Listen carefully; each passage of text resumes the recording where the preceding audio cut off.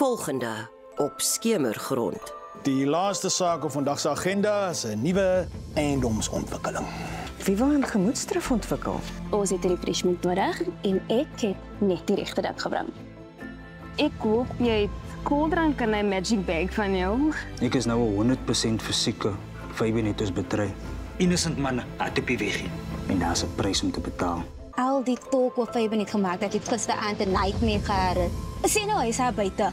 Besig om te plot en te scheme hoe hy van my gaan terugkry. Daar's iets wat ek wil doen en ek wil met jou daaroor chat. Maar al gaan nie aan. Kom ons sien ons kombuis in my pa se klere. Maar